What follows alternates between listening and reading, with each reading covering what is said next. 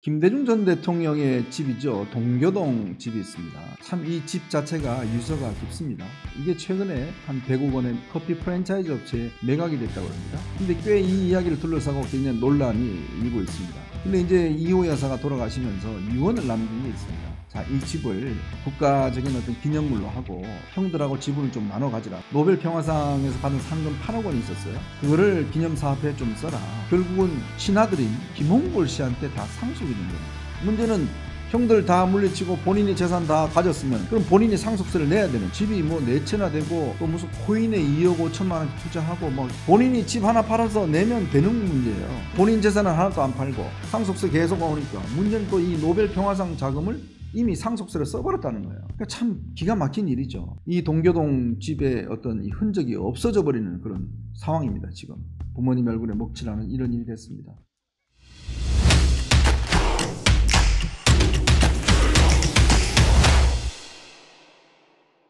네, 이현종의 뉴스쇼 8월 8일 목요일 순서 진행하도록 하겠습니다. 더위 얼마나 고생이 많으십니까? 자, 우선 오늘은요, 김대중 전 대통령의 집이죠. 동교동 집이 있습니다. 이게 최근에 매각이 됐다고 그래요. 한 100억 원의 커피 프랜차이즈 업체에 매각이 됐다고 합니다. 근데 꽤 이 이야기를 둘러싸고 굉장히 논란이 일고 있습니다. 그래서 요 이야기를 오늘 좀 여러분들하고 먼저 나눠보도록 하겠습니다. 80년대 90년대 정치를 경험하신 분들은 동교동계, 상도동계 아마 이거 굉장히 많이 들어보셨을 겁니다. 동네 이름이 하나의 어떤 정치 계보가 된 격이죠. 동교동이라고 그러면 김대중 전 대통령의 계보였고요. 상도동이라고 그러면 김영삼 전 대통령의 상도동계가 있습니다. 근데 이 두 분의 사셨던 사택이 둘 다 조금 논란의 소지가 있는 것 같습니다. 자, 우선 이 동교동 집은요, 제가 1994년 3년 이쪽에 여기를 집중적으로 출입을 많이 했습니다. 김대중 전 대통령이 95년도에 이제 일산으로 이사를 가셨거든요.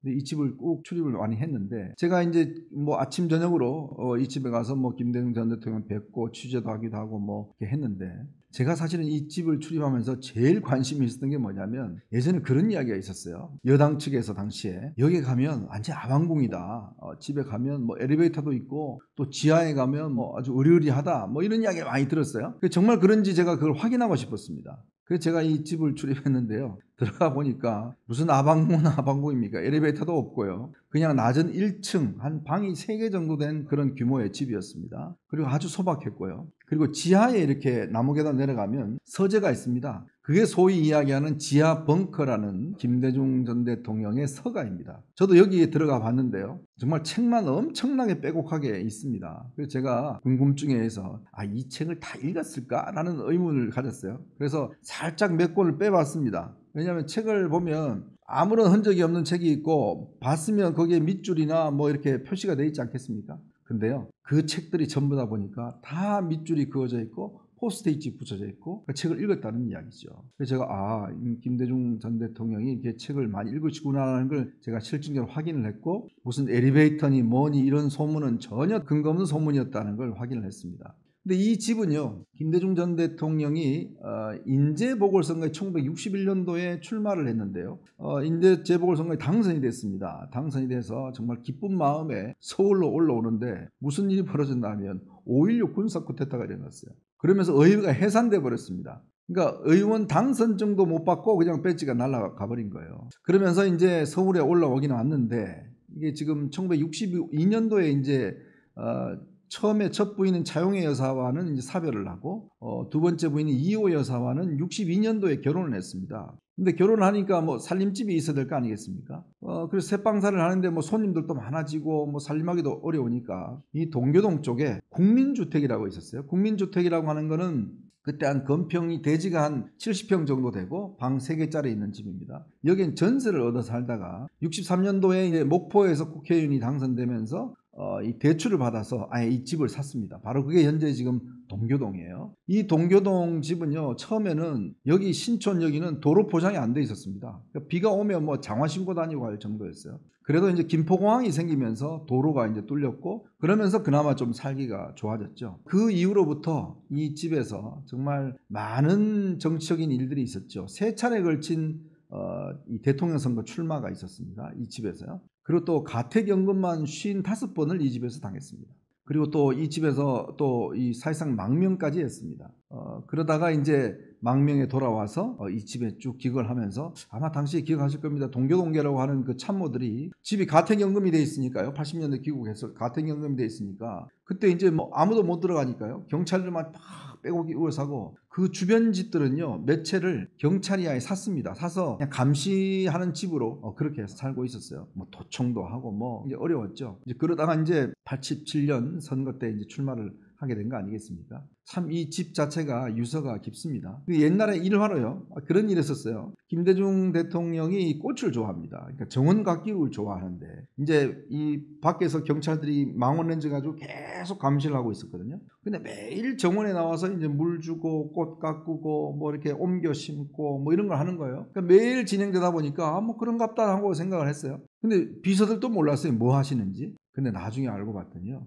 이 꽃을 옮겨 심는 게 아니라 본인이 어떤 메모를 한다든지 중요한 기록이 있지 않습니까? 그거를 원래 이제 비닐 주머니에다 넣어가서 그 화분 밑에다가 이렇게 숨겨 놓는 겁니다. 그리고 또 이게 들킬까 싶어서 다시 그 다음날 나와서 또 딴 데로 옮기고 뭐 이런 작업을 매일매일 한 거예요. 그런 것들이 실제로 이제 워낙 매일 하니까 경찰들도 그런갑다 하고 봤죠. 이제 그런 상태였습니다. 그러다가 90년도 이제 마지막 그 대선 출마를 하면서 주변에 있는 분들이 이 집이 너무 터가 안 좋은 것 같다. 왜냐하면 대선도 3번 떨어져, 가택연금대, 또 무슨 거기다가 또 납치까지 돼. 너무 이 집이 터가 안 좋다, 어렵다. 그러니 이사를 좀 가셔야 되겠다. 이 집을 그래야 대통령이 될 수 있다. 그래서 이제 그때 저 일산 쪽이 참 그 터가 괜찮은 집이 있다. 그 주변 분들이 그런 조언을 해서 DJ도 생각해 보니까 이 집에서 너무 힘들었던 거예요. 본인이 정치를 시작했던 집이니까요. 너무 힘들어서 그래 이사를 한번 가보자 라고 해서 1995년도에 그때 일산에 있는 집을 마련해서 이사를 갑니다. 그리고 이 집은 이 장남인 김홍일 씨한테 이제 물려주게 돼요. 근데 이사를 갔는데 아니 거기서 대통령이 당선됐습니다. 그러니까 얼마나 이게 본인 입장에서는 잘 이사했다라고 생각을 했겠습니까? 그러다가 이제 청와대 들어가서 쭉 살다가 나오면서 그 집을 개축을 했습니다. 2층짜리 집으로 개축하고 또 이제 경호원들 집이 있어야 되니까요. 경호동도 만들고 그때는 이제 엘리베이터를 만들었어요. 왜냐하면 다리가 불편해서 올라 못 가시니까. 그래서 엘리베이터도 만들고 그리고 옆에 있는 땅을 사서 이제 건물을 세워서 김대중 기념관으로 만들었습니다. 이제 그게 지금 현재의 지금 모습이에요.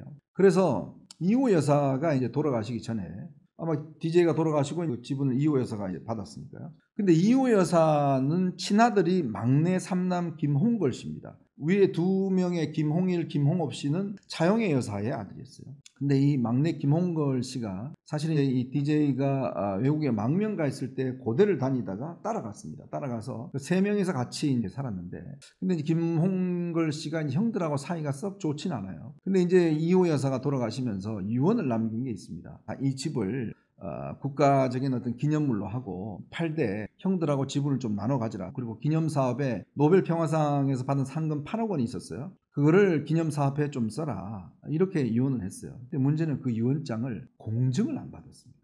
공증을 안 받다 보니까 돌아가시고 난 다음에 나중에 이게 유언장이 아무 소용이 없게 돼버렸어요. 그래서 어떻게 됐냐면 결국은 이 마지막 친아들인 김홍걸 씨한테 다 상속이 된 겁니다. 그래서 김홍업 씨가 그때 뭐 소송도 하고 가처분도 걸고 법정 분쟁이 붙었어요. 그러다가 이제 이거를 잘 하겠다라고 합의를 해서 이제 가처분을 풀었습니다. 근데 이 집이요. 문제는 이제 서울시하고 문화재로 이제 하려고 서울시하고 협의를 했더니 서울시 측에서는 보니까 이 원래 예를 들어서 문화재로 하기 위해서는 50년이 넘어야 된다고 그래요. 근데 원래 이 집으로 하면 뭐 50년이 넘는데 문제는 김대중 대통령이 그 청와대 나오고 난 다음에 다 없애고 그냥 개축을 해버렸지 않습니까? 그러니까 문화재적 가치가 없는 거예요. 문화재로 관리를 할 수 없어요. 왜 문화재로 관리하냐면 이게 상속세 때문에 그렇습니다. 그래서 이 집을 상속세가 제가 알기로 한 그 20억 가까이 나온 걸로 알고 있는데 문제는 김홍걸 씨가 본인이 혼자 다 먹었는데 문제는 상속세를 내야 되는 거예요. 그러니까 낼 돈이 없으니까 고민하다가 그냥 이 집을 지난 7월 달에 커피 프랜차이즈 업체에 100억 원에 팔아버렸습니다.